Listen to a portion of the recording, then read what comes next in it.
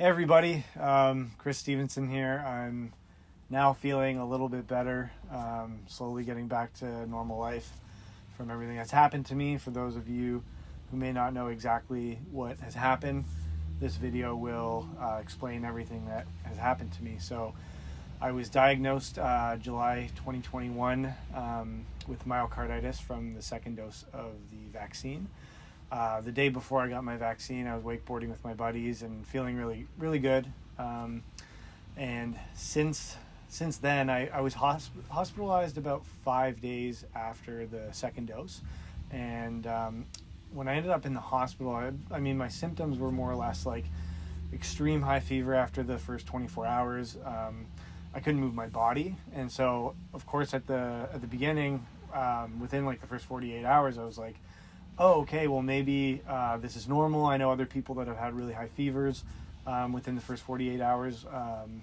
And also, like, it feels like you have the worst flu of your life.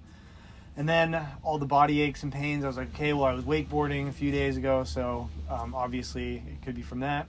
Anyways, by the fifth day, my temperature was around 42 or 43 degrees Celsius, so I was basically, like, dying from a really bad fever, almost unconscious. Then I was taken to the hospital where I was then, admitted for having myocarditis. I was in the hospital for about 5 days, and the inflammation seemed to be going down, and they're like, oh, this is normal with myocarditis, so you can go home. But my fevers were still kind of there. It just wasn't showing up. And so they found that strange, so they got the rheumatology team and the infectious disease team involved in the research of what was going on with me. So I'm really glad they did their due diligence on looking in further. However, I ended up at emergency 2 more times after I was discharged from the hospital in the month of August, and just sent home with like, yeah, you have nothing. We can't find anything. We can't see anything. Then after the long weekend in September, I luckily came home from a boys' cottage weekend where there was no service, no Wi-Fi, no nothing, which could have been very dangerous because on September 8th, on September 6th, I started fainting just randomly. And it was like really weird. It was almost like when an old school camera takes a big flash. It was like that in my vision. And then I would just kind of like faint and hold on to something and then get back up. But then what happened 3 nights after that was on September 8th. So yeah, 2 nights after, my mom found me in bed because I love to eat. And I told her, I was like, no, I'm not hungry. I'm just going to stay in bed. I'm not feeling well. So luckily she came to check on me, and mother's intuition, she knew I wasn't sleeping. So I had completely fainted and was unconscious.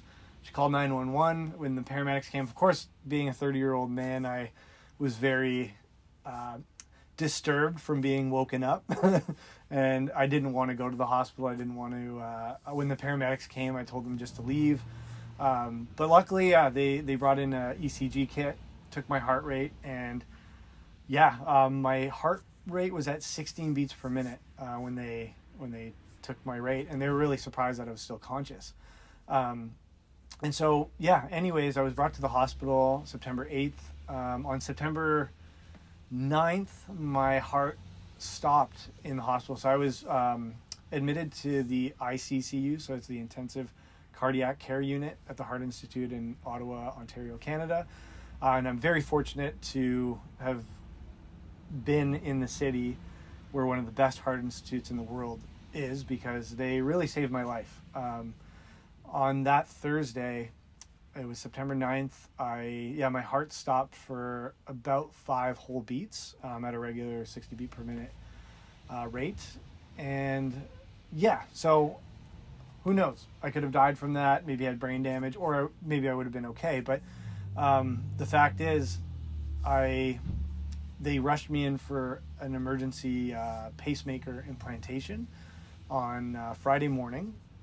I was just pumped with a bunch of narcotics, and they had to do some surgery on my heart with these little microscopic tools that go through. I still don't quite understand what they had to do because the heart is quite complicated.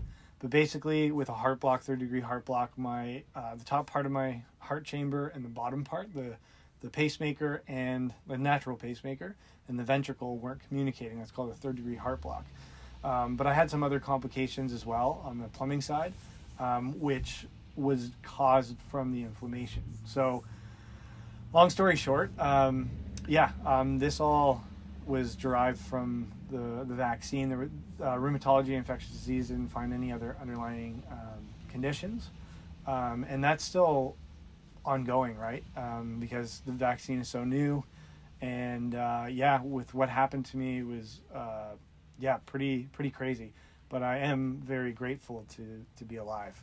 That's pretty awesome. So, what I wanted to make this video about is to explain what happened to me, but also to thank everybody for all the messages of love and support.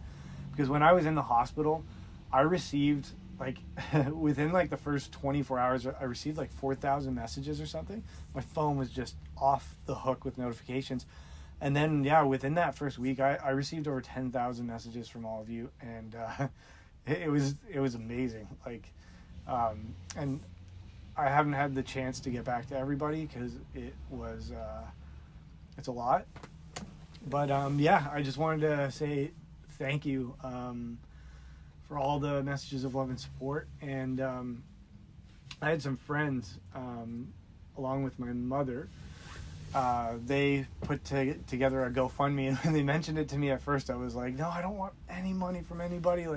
Not that type of person. I don't want that. And luckily, with all of your donations and your help, this has allowed me to not stress about work or money and actually recover properly.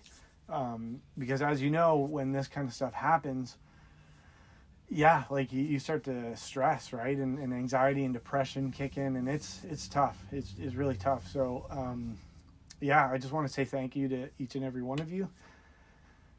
Yeah.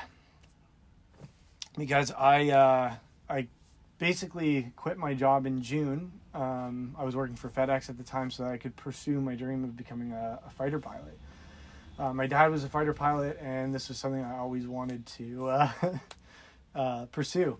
And so the doctors told me I would no longer be able to do that. So I'd been studying since I think it was May, it was March. That's when I started studying for the military aptitude test, and I had to do some science courses, prerequisites from high school that I didn't do because I did all the arts instead of the sciences. And essentially the doctors told me I would no longer be able to pursue that career path, which was quite heartbreaking. But you always have to, my grandmother always told me you have to look at your check marks in life. And I really have now, and it's amazing because it's kind of, all this has brought me back to my passion of drumming, to be able to teach, study myself, because during the pandemic, it was really tough for me mentally because I was a touring musician with bands.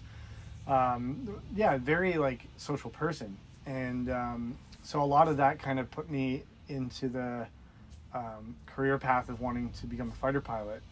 That was always a childhood dream. However, I think that my purpose on this planet is to play and teach drums.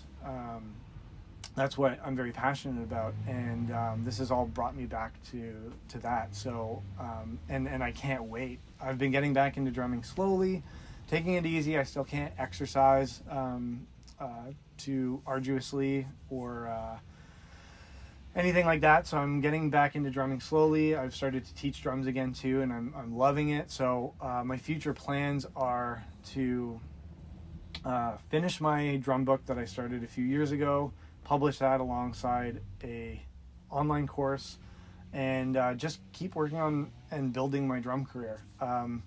Right now I'm sitting in my converted bus called the Doris May, after my late grandmother.